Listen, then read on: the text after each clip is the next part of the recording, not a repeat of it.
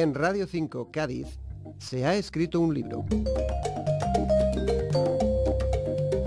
Sus experiencias en la educación permanente de adultos le sirvieron a Juan Luis Rincón para escribir los relatos de su libro Cardito de Puchero. Ahora nos ofrece la segunda entrega subtitulada Cuando cambiamos el punto y la coma por el punto com. En estos días así de frío que estamos teniendo, Juan Luis, se apetece un cardito de puchero, ¿no? O incluso dos. Exactamente, es el comentario general, que parece que ha aprovechado justo la época buena. El libro se presentó hace aproximadamente 3 semanas o 4 semanas y hemos tenido frío desde entonces. Sí. Entonces el cardito de puchero es lo más demandado. Bueno, pero ¿cómo nació esto del cardito de puchero? Que este ya es el segundo. Exactamente, mira, yo llevo 30 años trabajando en educación de personas adultas y además escribiendo. Entonces llegó un momento en que coincidieron las dos historias. Y dije, ¿por qué no cuento a través de relatos y de historias cómo han sido estos 30 años de trabajo con la educación de personas adultas? Ajá. Y el primero pues fue fundamentalmente explicar cómo se alfabetizaba la gente, cómo aprendía a leer y a escribir las personas que empezaron allá por el año 83 en este programa. Y nada, he estado 7 años trabajando con ese libro, difundiéndolo por diferentes sitios, y llegó un momento en que yo me di cuenta que habíamos empezado como una época nueva en la educación permanente de personas adultas, y era cuando hemos empezado a alfabetizar a personas en lo que es las nuevas tecnologías, en la informática. Ajá. Y entonces pues se me ocurrió el título, y detrás del título vino todo lo demás, que es Cuando cambiamos el punto y la coma por el punto com. Sí. Y entonces, bueno, pues son historias simplemente sobre cómo se alfabetiza informáticamente la gente adulta y cómo se ha transformado toda la educación y todos los centros de adultos a partir de esa historia, pero siempre en forma literaria y en forma de relatos. ¿Pero son relatos, digamos, imaginativos, ficticios, o están basados en tu propia experiencia como hechos reales? Son 8 relatos, de los cuales 7 son relatos totalmente reales. Quiere decir, todo lo que pasó realmente. Ajá. Pero claro, igual no pasó en el mismo día, no le pasó a la misma persona, pero Sí. todo lo que pasó realmente. Y luego sí hay un octavo relato, La Dieta Feliz, en el cual ya hago ficción con un par de personajes que son muy, muy míos y tal, y en el que hablamos de informática, hablamos de otras cosas, pero los 7 primeros relatos son absolutamente fidedignos, cosas que han pasado hasta el punto de reírnos, de llorar con ellas, de emocionarnos con ellas y de crecer con ellas, que es lo importante. Claro, todos esos años dedicándote a ese tema, me imagino que ha tenido que ser un territorio muy rico en anécdotas e incluso en crecimiento personal para ti mismo, ¿no? Exactamente, cuando yo comentaba en la introducción de este libro que cuando empezábamos a trabajar en esto, a nadie nos había explicado cómo teníamos que trabajar con las personas adultas. Entonces empezamos 7 alumnos con 4 profesores y ni ellos sabían qué es lo que iban a aprender ni nosotros sabíamos qué es lo que teníamos que enseñarles. Sabíamos sí, cuáles eran las vocales, cuáles eran las consonantes, pero a partir de ahí, ¿cómo lo hacemos? Porque no nos habían enseñado.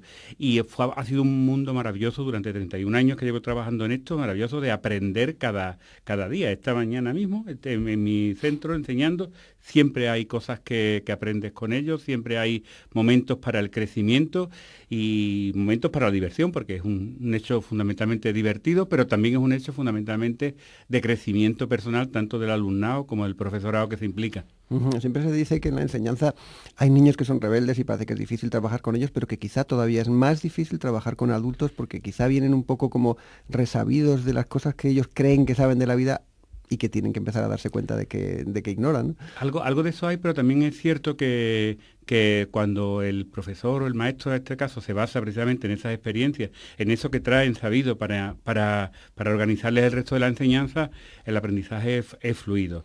El único problema que tenemos que vencer con muchos de ellos es el autoconcepto, que no se creen capaces de aprender, y entonces hay que demostrarles que, bueno, que durante su vida no han hecho otra cosa que aprender. Han aprendido, decía a mis mujeres, habéis aprendido a curar, a cocinar, a administrar, a negociar la vida con la gente, porque vosotros sois las negociadoras del mundo, las que ponéis el mundo de pie cada mañana.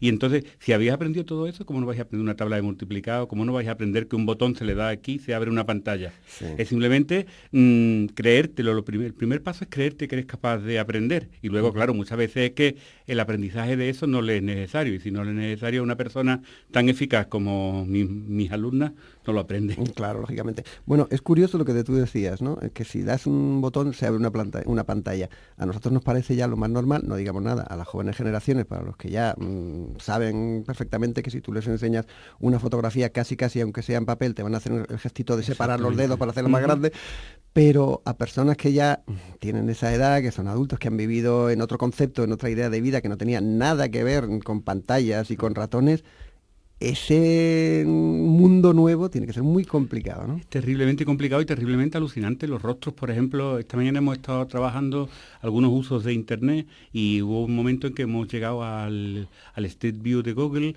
el cómo ver cómo ven sus calles, cómo ven todo lo demás.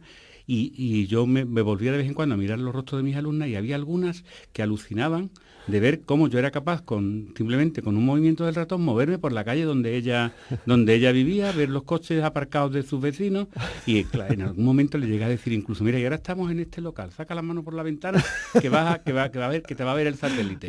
Y bueno, alguna tuvimos que pararla para que no fuera, ¿no? Y ese espíritu de querer aprender, de querer abarcarlo todo, para mí fue muy importante. Por ejemplo, te digo, la clase de esta mañana para mí ha sido muy vivaz, muy bonita, muy bonita. Pero claro, hay que darse cuenta de que es un, digamos, nuevo mundo que ofrece muchísimas cosas buenas, ¿no? Exactamente, para ella es una puerta abierta al mundo.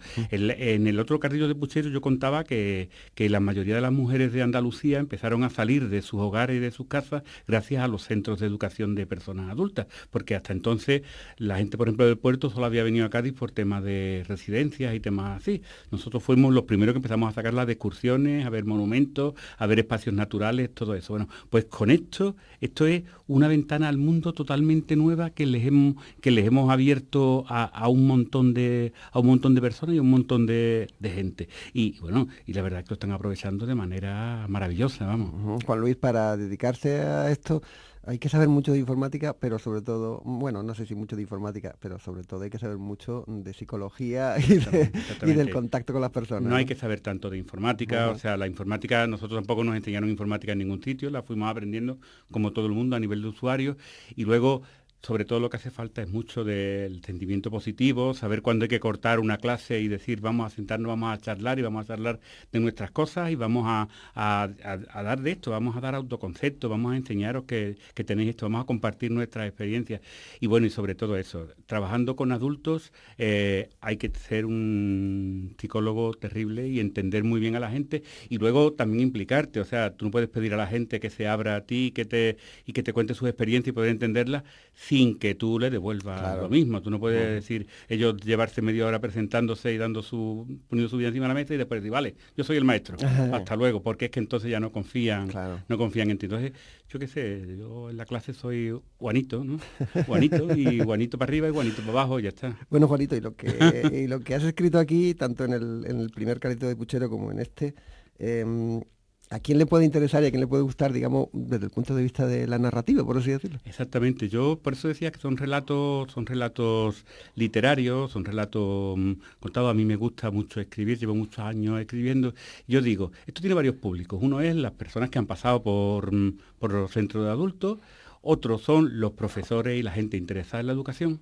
Pero luego está la gente en general que quiere ver cómo ha cambiado el panorama en Andalucía en estos últimos 30 años. Cómo cambió con el primer carrito de Puchero, cómo se transformó aquella sociedad andaluza tan atrasada, tan rural, con las mujeres metidas en casa y tal y cual, cómo se transformó durante ese tiempo. Y aquí es cómo se ha transformado a partir aproximadamente de principios o mitad de la década de los 90, cuando los ordenadores entran en la casa y cuando ya no hay sobres en el buzón, cuando ya el teléfono deja de sonar con las noticias de la familia que vive lejos y hay que comunicarse a través de otros aparatos, cuando ya no tienes que mandar al niño o a la niña que coja un número en el médico porque ya tienes que sacarlo por internet y si no lo sacas por internet te quedas atrás, te quedas para el último. Entonces la gente va descubriendo que el mundo se les va volviendo de una manera diferente y gente que había dejado de ser analfabeta porque había aprendido a leer y escribir se vuelve a encontrar con que vuelve a ser analfabeta.